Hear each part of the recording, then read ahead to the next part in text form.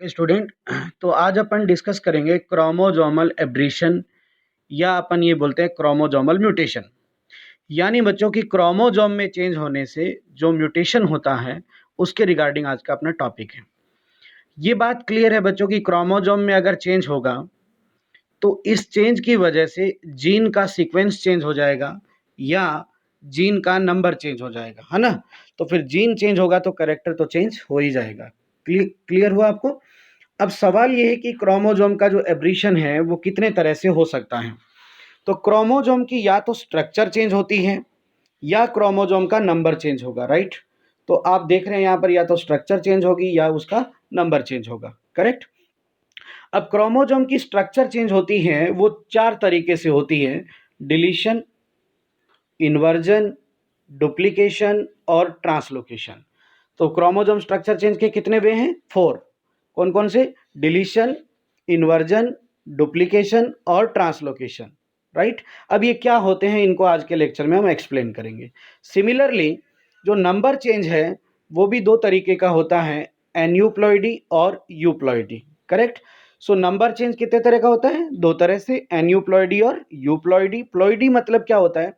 Ploidy का मतलब होता है क्रोमोसोम के number, okay, correct. Ploidy word उसी के लिए यूज किया जाता है, ठीक है। तो स्ट्रक्चर चेंज या नंबर चेंज, यानी क्रोमोसोम एब्रेशन में दो बातें होगी, या तो क्रोमोसोम की स्ट्रक्चर चेंज होगी या क्रोमोसोम का नंबर चेंज होगा, करेक्ट। समझ आया एकदम अच्छे से। अब अपन बात करते हैं इसके बाद, सबसे पहला पॉइंट अपना लेते हैं डिलीशन। डिलीशन यानी स्ट्रक्चर चेंज में, राइट। तो डिलीशन में क्या है बच्चों, देखो डिलीशन का नाम देखिए, एक इंग्लिश वर्ड है ये डिलीशन। डिलीशन का मतलब क्या हुआ? कोई चीज़ डिलीट हो जाना, है ना। आप भी आपके मोबाइल लैपटॉप से कोई चीज़ क्या हो जाती है? डिलीट हो जाती है। डिलीट का मतलब है a part of chromosome is lost. ये देखिए, a part of chromosome is lost. Chromosome का कोई पार्ट क्या हो जाता है? लॉस्ट हो जाता है, यानी गायब हो जाता है, ब्रेक होकर कोई फ्रेगमेंट टूट के अलग हो जाता है, करेक्ट। समझ गए? डिलीशन का मतलब समझ गए, सिंपल भाषा में सीखना है आपको। ये डिलीशन का मतलब है part of chromosome is lost, correct. अब डिलीशन जो है वो दो तरीके का होता है, एक है टर्मिनल डिलीशन, करेक्ट, और एक है इंटरकैलरी डिलीशन, यहां पर जो आपको दे रखा है, ठीक है।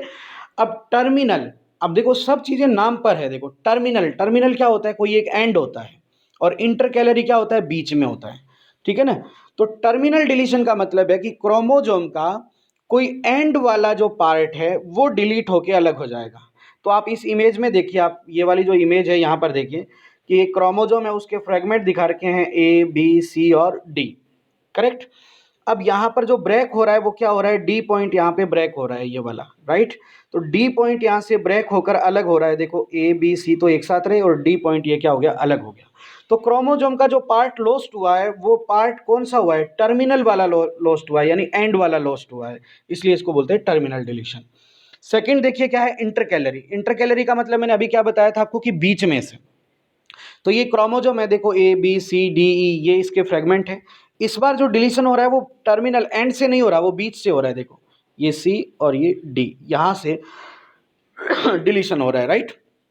तो क्या होगा रिजल्ट कि क्या बचेगा हमारे पास? ए बी और ई बचेगा, ये देखो ए बी और ई बचेगा, और सी और डी जो है वो टूटकर अलग हो जाएंगे। समझ गए एकदम अच्छे से। अब फटाफट देखो, ध्यान से देखो कितना इजी है। डिलीशन का मतलब है part of chromosome is lost, and there are two kind of deletion. The one is terminal deletion and the another one is intercalary deletion.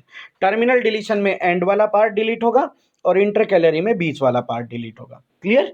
अब इसमें एक इंपॉर्टेंट क्वेश्चन है, ध्यान रख लो कि अगर ह्यूमन का फिफ्थ क्रोमोसोम की स्मॉल आर्म, क्रोमोसोम की क्या होती है? एक तो स्मॉल आर्म होती है और एक लार्ज आर्म होती है, ठीक है ना, लॉन्ग आर्म होती है, सॉरी, और ये बीच में जो होता है एक सेंट्रोमियर होता है, ठीक है। तो अगर क्रोमोसोम 5 की स्मॉल आर्म डिलीट हो जाए तो एक डिसऑर्डर हो जाता है जिसको बोलते हैं कैट क्राई सिंड्रोम या क्राई ड्यू चैट। क्या बोलते हैं? Cry due chat. समझ आ गया एकदम अच्छे से। तो डिलीशन पॉइंट क्लियर है। अब अपन दूसरे चेंजेस की तरफ चलते हैं। सेकेंड है इन्वर्जन। इन्वर्जन में क्या होता है बच्चों? इन्वर्जन देखो नाम से क्लियर है, इन्वर्जन, इन्वर्जन कहीं ना कहीं एक रिवर्स वर्ड से लिया गया है। तो इन्वर्जन का मतलब क्या है कि chromosome sequence inverted up to 180 degree angle, यानी सीधा ऑपोजिट हो गया ये तो, कि क्रोमोसोम का जो सीक्वेंस है वो 180 डिग्री पर रोटेट होकर अरेंज हो जाएगा। क्लियर हुआ? पहले ब्रेक होगा, फिर रीजॉइन हो जाएगा 180 डिग्री एंगल पर, करेक्ट। अब इसमें दो तरह का इन्वर्जन होता है, एक होता है पैरासेंट्रिक और एक होता है पेरीसेंट्रिक। अब सेंट्रिक वर्ड क्या है, देखो क्रोमोजोम की अगर स्ट्रक्चर बनाते हैं तो क्रोमोजोम की स्ट्रक्चर में मैंने बताया था कि एक सेंट्रोमियर होता है इस तरह से, ये जो डॉट लाइक स्ट्रक्चर है ये क्या है, सेंट्रोमियर है। तो इस सेंट्रोमियर की ये राइट साइड के सीक्वेंस हो गए और ये सेंट्रोमियर के लेफ्ट साइड के सीक्वेंस हो गए, करेक्ट। तो पैरासेंट्रिक का मतलब है कि इन्वर्जन विदाउट सेंट्रोमियर, इन्वर्जन में सेंट्रोमियर का सीक्वेंस शामिल नहीं होगा, यानी ये नहीं होगा। इन्वर्जन आइदर राइट साइड होगा आइदर लेफ्ट साइड होगा, ठीक है ना, इसमें सेंट्रोमियर इंक्लूड नहीं होगा। जैसे कि इमेज देखिए, ए बी, बी वाले पॉइंट पर ये जो डॉट दिखा रखी है मैंने, ये सेंट्रोमियर है, ए बी सी डी ई।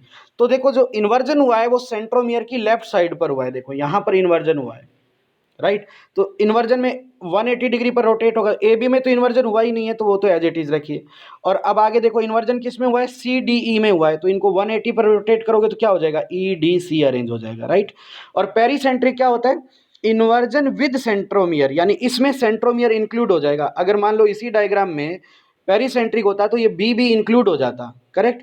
तो मान लो अगर हम पूरे में इन्वर्जन दिखाते तो सीक्वेंस इस तरह से अरेंज हो जाते वापस, कैसे अरेंज हो जाते वापस, देखो ऐसे ई है ना, फिर कैसे अरेंज होता, डी सी बी और ए, ये पूरे के पूरे सीक्वेंस इस तरह से अरेंज हो जाते हैं। समझ आया एकदम अच्छे से। तो ये पेरीसेंट्रिक यानी इसमें सेंट्रोमियर शामिल हो जाएगा, ठीक है, कोई डाउट। तो इन्वर्जन समझ आ गया, इन्वर्जन में 180 डिग्री पर रोटेशन होता है, ठीक है। और ये पैरासेंट्रिक और पेरीसेंट्रिक, पैरा मतलब सेंट्रोमियर इंक्लूड नहीं होगा, पेरी मतलब सेंट्रोमियर सीक्वेंस इंक्लूड हो जाएगा। नेक्स्ट आता है डुप्लीकेशन। डुप्लीकेशन को देखो बच्चों की, डुप्लीकेशन में क्या होता है, दो बातें यहां पर जो मैं बता रहा हूं इनको ध्यान रखना है आपको। डुप्लीकेशन हमेशा होमोलोगस क्रोमोजोम के बिटवीन होता है, किसके बीच में, होमोलोगस। और होमोलोगस क्रोमोजोम क्या होते हैं, जिनके सीक्वेंस सेम होते हैं, जैसे ए बी सी डी, यानी इन दोनों क्रोमोजोम के सीक्वेंस क्या है, देखो सेम है ना। तो जो सेम सीक्वेंस वाले होते हैं वो होमोलोगस होते हैं, करेक्ट। तो डुप्लीकेशन हमेशा होमोलोगस क्रोमोजोम में होता है। दूसरी बात कि इसमें क्रोमोजोम सीक्वेंस रिपीटेड होता है, यानी मतलब क्रोमोजोम सीक्वेंस रिपीट होगा। डुप्लीकेट यानी 2 बार 3 बार, यानी रिपीट होगा, क्लियर हुआ। वैसे तो 2 बार ही हो पाएगा, क्लियर, समझ गए। और इसका डुप्लीकेशन का एक एग्जांपल है, ध्यान रखना, development of bar I in Drosophila. Drosophila में एक बार आई करेक्टर है, ठीक है ना, रोड शेप की आई हो जाती है। वो जो आई की शेप ऐसी बनती है वो डुप्लीकेशन की वजह से बनती है, यानी ड्रोसोफिला के क्रोमोजोम में डुप्लीकेशन होता है तब वो होता है। अब देखो बहुत आसान है, पहले तो देखो डुप्लीकेशन के नाम से समझना। डुप्लीकेशन का मतलब क्या है कि क्रोमोजोम, होमोलोगस क्रोमोजोम में क्रोमोजोम के सीक्वेंस क्या होंगे, रिपीट होंगे, करेक्ट। अब ये देखो 3 तरह का होता है, एक होता है टेंडम डुप्लीकेशन, एक रिवर्स और एक डिस्प्लेस्ड। ये टेंडम डुप्लीकेशन है, ये रिवर्स है, और ये क्या है, डिस्प्लेस्ड डुप्लीकेशन है, करेक्ट। अब देखो टेंडम, टेंडम का मतलब क्या होता है, एज इट इज। टेंडम का मतलब क्या होता है, एज इट इज। तो देखो यानी जहां से कोई फ्रेगमेंट ब्रेक हुआ है वो एज इट इज सीक्वेंस में उसी जगह पर लग जाएगा जाकर। तो पहले तो ये देखो, पहले तो ये क्लियर करो, ये दोनों होमोलोगस क्रोमोजोम है, राइट। अब देखो यहाँ पर इसमें ई और एफ वाला फ्रेगमेंट ब्रेक हुआ है, यानी ये वाला फ्रेगमेंट ब्रेक हुआ है, ये वाला, करेक्ट। और अब देखो ये A B C D E F, ये और इसके साथ देखो, इसके साथ ही जाकर ई एफ ही लग गया, ये है ना। तो एज इट इज जाकर, और अब देखो सीक्वेंस रिपीट हो रहे हैं ना, ई एफ है ना, तो ये डुप्लीकेशन हो गया। Now reverse duplication. रिवर्स में क्या होता है कि वो अरेंज होगा लेकिन वो रिवर्स मैनर में होगा। जैसे कि मान लो ब्रेक हुआ है वो ई एफ, लेकिन जब वो अरेंज होगा तो वो होगा एफ ई की फॉर्म में वो अरेंज होगा। समझ आ गया एकदम अच्छे से, ठीक है। तो ये भी आपको समझ आ गया रिवर्स। डिस्प्लेस्ड, अब तक के दोनों एग्जांपल में आपने क्या देखा कि जहां से वो ब्रेक हो रहा था उसी जगह पर जाके लग रहा है। लेकिन डिस्प्लेस्ड, डिस्प्लेस्ड का मतलब वो किसी दूसरी जगह जाके लगेगा। जैसे यहां से ई एफ ब्रेक हो रहा है लेकिन ये ई एफ कहाँ लग रहा है, बी के साथ जाके लग रहा है यहाँ पर, यानी ये उसी जगह पर नहीं लगा, ई एफ के साथ नहीं लगा, ये ई एफ के साथ नहीं लगा, जबकि ये सी डी के साथ लगा, क्लियर हुआ। यानी ये दूसरी जगह लगा, यानी chromosome sequence rejoin eight other place, वो किसी दूसरे प्लेस पर जाकर अरेंज होता है। तो ये क्या हो गया, डिस्प्लेस्ड। बात समझ आ गई, कोई डाउट है ना। तो टेंडम मतलब एज इट इज, रिवर्स का मतलब रिवर्स मैनर में लगेगा, और डिस्प्लेस्ड का मतलब कि वो किसी दूसरे प्लेस पर जाकर लगेगा, राइट। इसके बाद 3 हो गए ना हमारे, डिलीशन, डुप्लीकेशन और इन्वर्जन, 3 हो गए। अब अपन लास्ट देखते हैं ट्रांसलोकेशन। ठीक है, अब देखो ट्रांसलोकेशन क्या है। ट्रांसलोकेशन को आप सिंपल समझिए, ट्रांसलोकेशन के लिए आप ट्रांसफर वर्ड यूज कर सकते हैं। और मुझे आप ये बताइए कि ट्रांसफर कोई सेम जगह तो होता नहीं है। ट्रांसफर का मतलब क्या है कि भाई अदर प्लेस पर, अदर जगह पर, है ना। तो देखो, exchange of fragment between heterologous chromosome, यानी जो एक्सचेंज होगा वो हेट्रोलोगस क्रोमोसोम में होगा। ठीक है, तो डुप्लीकेशन और ट्रांसलोकेशन में क्या फर्क है? डुप्लीकेशन होमोलोगस में होता है और ट्रांसलोकेशन हेट्रोलोगस में होता है। ठीक है ना, या नॉन होमोलोगस भी बोलते हैं। इसका ये एक डिसऑर्डर है जो बहुत इंपॉर्टेंट है, ध्यान रखना कि if reciprocal translocation between 9 and 22 chromosome, यानी 9 नंबर क्रोमोसोम और 22 नंबर क्रोमोसोम के फ्रेगमेंट अगर आपस में चेंज हो जाएं तो इससे एक डिसऑर्डर आ जाता है जिसका नाम है क्रॉनिक माइलॉइड ल्यूकीमिया। क्या नाम है? क्रॉनिक माइलॉइड ल्यूकीमिया, ये डिसऑर्डर आ जाता है। ठीक है ना, ट्रांसलोकेशन होने से। ठीक है, अब आपको रेसिप्रोकल वर्ड आए तो ये भी समझना है, तो अभी हम समझते हैं। देखो, ट्रांसलोकेशन दो तरह का होता है बच्चों, एक सिंपल ट्रांसलोकेशन और एक रेसिप्रोकल ट्रांसलोकेशन। सिंपल ट्रांसलोकेशन में क्या होता है, देखो पहले तो आप देखो ये नॉन होमोलोगस क्रोमोसोम हो गए दोनों, क्योंकि इस पर ABCD सीक्वेंस है और इस पर PQRST है, तो ये सेम क्रोमोसोम तो नहीं है ना, तो ये नॉन होमोलोगस है। अब देखो सिंपल का क्या मतलब है, देखो समझना आपको है। देखो यहां से ये E फ्रेगमेंट कटा, ब्रेक हुआ है। अब देखो E फ्रेगमेंट यहां से ब्रेक हो गया तो ये क्रोमोसोम क्या बच गया? ABCD बच गया। नीचे देखिए क्या है? PQRST, और ये ई यहाँ पर आकर क्या हो गया? अरेंज हो गया, यानी नॉन होमोलोगस के साथ जाकर क्या हो गया? अरेंज हो गया। सिंपल ट्रांसलोकेशन में आप देख रहे हैं कि कोई वन साइड चेंज होगा, यानी एक साइड का क्रोमोसोम ब्रेक होकर दूसरी साइड पर जाके लग जाएगा। करेक्ट हुआ? लेकिन दूसरी साइड वाला ब्रेक होकर नहीं लगेगा। करेक्ट। रेसिप्रोकल में देखिए क्या हो रहा है कि यहां से ई ब्रेक हो रहा है, यहां से टी ब्रेक हो रहा है, तो ई तो आ गया टी की जगह पर और टी आ गया ए की जगह, ई की जगह पर, है ना। तो ये क्या हो गया? बोथ साइड एक्सचेंज हुआ है। जब दोनों क्रोमोसोम के सेगमेंट आपस में एक्सचेंज हो जाते हैं तो इसको अपन बोलते हैं रेसिप्रोकल। और जब वन साइड होता है तो ये क्या होता है? सिंपल। यानी सिंपल ट्रांसलोकेशन वन साइड होता है और रेसिप्रोकल बोथ साइड, यानी दोनों साइड होता है। क्लियर हुआ एकदम अच्छे से? ठीक है, तो ये था आपका ट्रांसलोकेशन। तो इस तरह बच्चों स्ट्रक्चर चेंज हमने चार तरह से पढ़ लिया है। कौन कौन से हैं चार? एक डिलीशन, एक डुप्लीकेशन, इन्वर्जन और ट्रांसलोकेशन। ठीक है, अब अपन देखते हैं नंबर चेंज। क्रोमोसोम का जो नंबर चेंज है वो बच्चों दो तरह का मैंने पहले ही बताया था, एक एन्यूप्लॉइडी और एक यूप्लॉइडी। प्लॉइडी यानी number of chromosome. Okay, now what is aneuploidy? One और फ्यू क्रोमोसोम आर डिक्रीजेस या इंक्रीजेस। भाई नंबर चेंज क्या होता है बच्चों? नंबर चेंज में क्या होगा? आइदर डिक्रीज और आइदर इंक्रीज, है ना। तो एन्यूप्लॉइडी में क्या होता है कि एक या दो क्रोमोसोम या फ्यू क्रोमोसोम या तो डिक्रीज होंगे या इंक्रीज होंगे। ठीक है ना। लेकिन सबसे इंपॉर्टेंट क्वेश्चन है कि ऐसा क्यों हो जाता है भाई? एक या दो क्रोमोसोम इंक्रीज डिक्रीज क्यों हो जाते हैं? तो ये होता है due to non disjunction of chromosome. देखो बच्चों, जब सेल डिवीजन होता है तो क्रोमोसोम सेग्रीगेट होते हैं, मतलब अलग अलग होते हैं, और फिर उनका बंटवारा होता है, डिस्ट्रीब्यूशन होता है। तो क्रोमोसोम क्या होते हैं? अलग अलग होते हैं। अलग अलग होने को क्या कहते हैं? डिसजंक्शन। डिसजंक्शन मतलब अलग अलग हो गए। लेकिन अगर ये नॉन डिसजंक्शन हो जाए, मतलब ये सही तरीके से डिसजंक्शन नहीं हुए, सही तरीके से अलग नहीं हुए, तो फिर क्या हो जाएगा? एन्यूप्लॉइडी का केस आ जाएगा। ठीक है ना, ये इंपॉर्टेंट चीज है। अब मैं वापस आपको बीते दिन याद करा रहा हूं, मैंने कहा था ना मेंडल का एक लॉ था, लॉ ऑफ सेग्रीगेशन। वो उसका एक्सेप्शन आ सकता है, वो लागू नहीं होगा अगर क्या हो गया? नॉन डिसजंक्शन हो गया तो। करेक्ट, समझ आया? अब देखिए एन्यूप्लॉइडी का मतलब फिर से रिपीट कर दूं मैं कि वन और फ्यू क्रोमोसोम का डिक्रीज होना या इंक्रीज होना। अब ये बेटा दो तरह की होती है, एक हाइपोप्लॉइडी और एक हाइपरप्लॉइडी। हाइपो का मतलब क्या होता है? कम, और हाइपर का मतलब क्या होता है? ज्यादा। तो हाइपोप्लॉइडी का मतलब है कि क्रोमोसोम नंबर डिक्रीज हो रहे हैं, और हाइपरप्लॉइडी का मतलब होगा क्रोमोसोम नंबर इंक्रीज होंगे, इंक्रीज। क्लियर? इंक्रीज होंगे। ठीक है, और हाइपोप्लॉइडी का मतलब क्रोमोसोम नंबर डिक्रीज हो रहे हैं। तो अब देखो क्या है बच्चों कि हाइपोप्लॉइडी क्या होती है? दो तरह की हो सकती है, एक मोनोजोमिक और एक नलीजोमिक। जोम, अब समझिए बेटा कि ये क्रोमोसोम जो है, इस तरह से अपन क्रोमोसोम बनाते हैं ना, इस तरह से, तो ये पेयर्ड क्रोमेटिड होते हैं ना।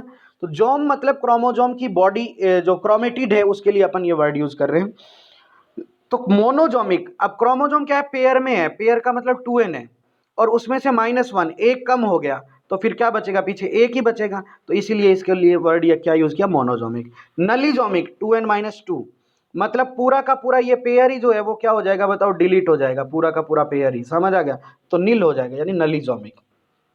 तो नलीजोमिक में 2 क्रोमोजोम कम होंगे, मोनोजोमिक में 1 कम होगा, करेक्ट।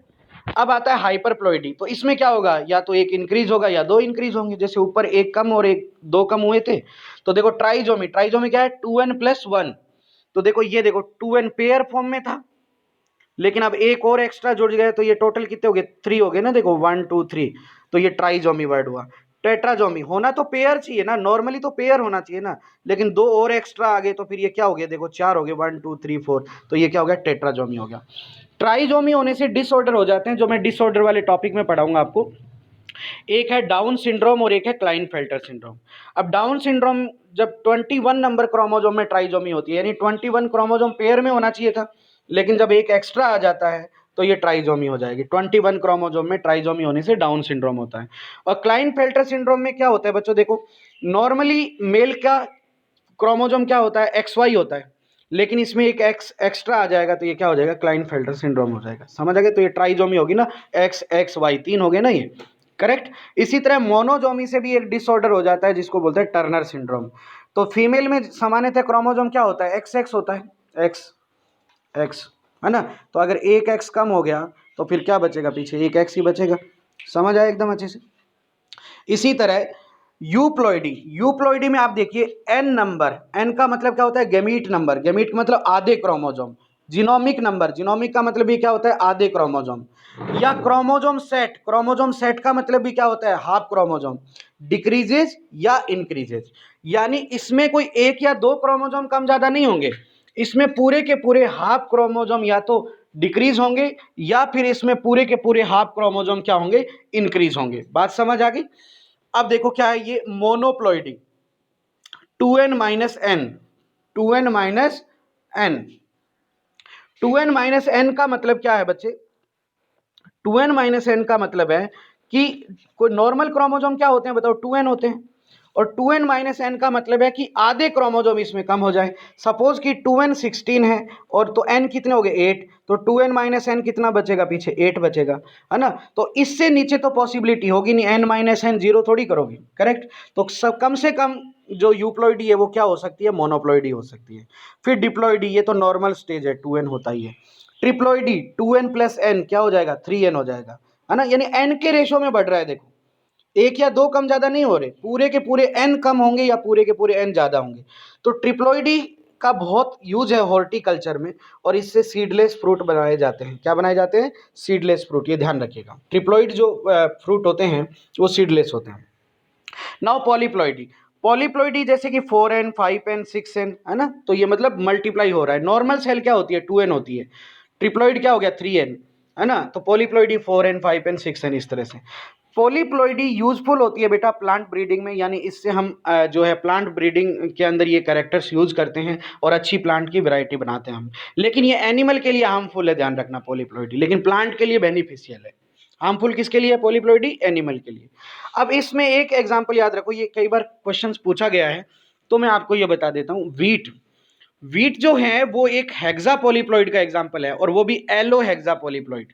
एलो का मतलब कि इसमें एक तरह के क्रोमोजोम मल्टीप्लाई नहीं हुए, इसमें कई तरह के क्रोमोजोम मल्टीप्लाई हुए, जैसे ए बी बी सी सी, समझ आया एकदम अच्छी तरह से। तो वैसे ए बी बी और डी डी, ए 2 बार आता है, बी 2 बार आता है, और डी भी 2। तो ये क्या नाम, सॉरी वापस बताता हूँ।